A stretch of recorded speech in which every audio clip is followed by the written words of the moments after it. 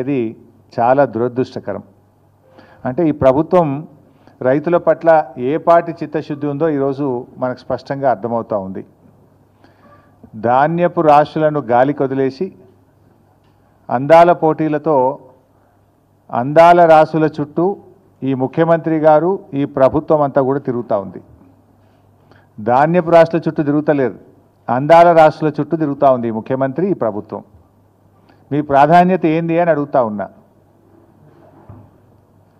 ఈ ప్రభుత్వం అధికారంలోకి వచ్చిన 18 నెలల నుంచి కూడా రైతులను అరిగోస పెడతా ఉన్నారు. ధాన్యం కొనుగోలులో ఈ ప్రభుత్వ వైఫల్యం కొట్టొచ్చినట్టు కనబడతా ఉంది. ఈ సంవత్సరం ఏం చెప్పారు? 70 లక్షల మెట్రిక్ టన్నుల వడ్లు యాసంగి పంటలో కొంటామన్నారు.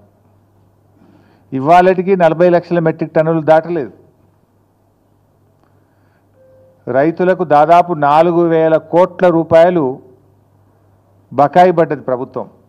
అంటే కొన్నటువంటి వడ్లకు 48 గంటల్లోనే డబ్బులు ఇస్తామని ఉత్తమ్ కుమార్ రెడ్డి గారు ప్రగల్భాలు అయితే బాగా బలుకుతూ ఉన్నారు.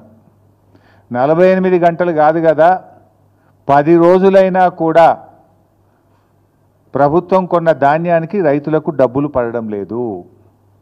బోనస్ అయితే దిక్కే లేదు. యాసంగి పంటలో 512 కోట్ల రూపాయలు ప్రభుత్వం బోనస్ కింద రైతులకు చెల్లించాల్సి ఉంది.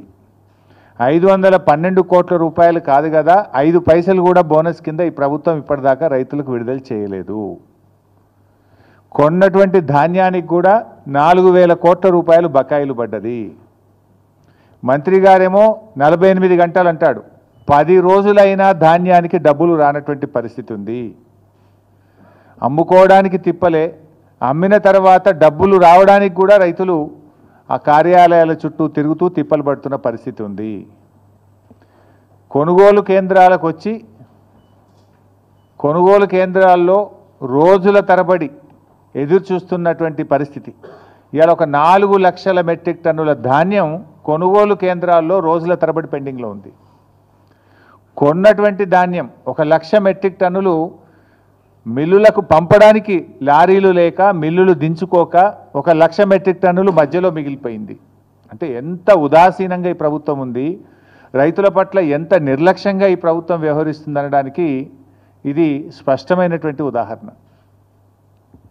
అంటే పెట్టుబడి సాయం అందించడంలో జాప్యం. మీకు తెలుసు, వానకాలం రైతు బంధు అయితే గొట్టిండ్రు. యాసంగి రైతు బంధు ఇవాళటికి 3 ఎకరాలకు కూడా వేయలేదు. ఇవాళ గౌరవనీయులైన ఉప ముఖ్యమంత్రి గారు చాలా గొప్పగా చెప్పేసిండు. ఏమంటుండు? మేము పెట్టుబడి సాయం కోసం బడ్జెట్లో 18,000 కోట్లు పెట్టినాం, ఏడాదంతా ఇస్తాం, మెల్లగా ఇస్తాం, ఏడాదంతా ఇస్తారట. ఎప్పుడు పెట్టుబడి సాయం అంటే ఎప్పుడు ఇవ్వాలి? పంటకు పెట్టుబడి సహాయం, విత్తనాలు కొనుక్కోవడానికో నాట్లు పడడానికంటే ముందు ఇవ్వాలి. కోతలైపోయినా యాసంగి పెట్టుబడి సాయం ఇవ్వలేదు ఉప ముఖ్యమంత్రి గారు. ఇలా ఖమ్మంలో చెప్తున్నాడు ఆయన గారు, మెల్లగా ఇస్తారట. మీరు కాంగ్రెస్ పార్టీ మేనిఫెస్టోలో ఏం పెట్టారు?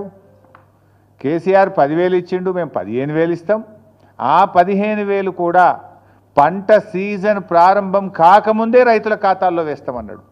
ఇప్పుడు పంట సీజన్ ప్రారంభం కాదు, పంట సీజన్ అయిపోయింది, అయినా కూడా ఇంకా ఖాతాల్లో డబ్బులు పడలే. ఓడదాటదాకా ఓడమల్లప్ప, ఓడదాటినాక బోడమల్లప్ప. ఈయన ఇంకా అసెంబ్లీ బడ్జెట్ స్పీచ్లో చెప్పిండి ఈ డైలాగ్ బట్టి విక్రమార్క గారు. ఇది నీకే వర్తిస్తుంది విక్రమార్క గారు. మొన్నటి బడ్జెట్ సమావేశాల్లో బడ్జెట్ స్పీచ్లో ఈ కథ చెప్పిండు. ఓడదాటినాక ఓడమల్లప్ప అంటే బోడదాటినాక బోడమల్లప్ప అని, ఓడదాటినాక బోడమల్లప్ప అని కథ చెప్పిండు. ఇది ఎవరికి వర్తిస్తుంది? బట్టి గారు నీకే వర్తిస్తుంది. నీ మేనిఫెస్టో తీసి చూసుకో. పంట పెట్టుబడి సాయం రైతులకు అందించడంలో జాప్యం, కొనుగోలు కేంద్రాల్లో ధాన్యం కొనుగోలు చేయడంలో జాప్యం, కొన్న ధాన్యాన్ని మిల్లులకు తరలించడంలో జాప్యం, గన్నీ బ్యాగులను సమకూర్చడంలో జాప్యం, రైతులకు సకాలంలో 48 గంటల్లో డబ్బులు వేస్తామని చెప్పి చెల్లించడంలో జాప్యం, ధాన్యాన్ని లారీలు ఎక్కించడానికి హమాలీలు లేరు, హమాలీలను సమకూర్చడంలో వైఫల్యం, కొనుగోలు కేంద్రాల్లో కనీస సౌకర్యాలు, త్రాగునీరు కానీ వడదెబ్బ తగలకుండా నీడను కలిగించడంలో ప్రభుత్వ వైఫల్యం, గన్నీ బ్యాగులు సకాలంలో సమకూర్చడంలో వైఫల్యం, గొప్పగా చెప్పిన బోనస్ను అందించడంలో ఘోర వైఫల్యం. అంటే మొత్తంగా కూడా అంతా బోగస్.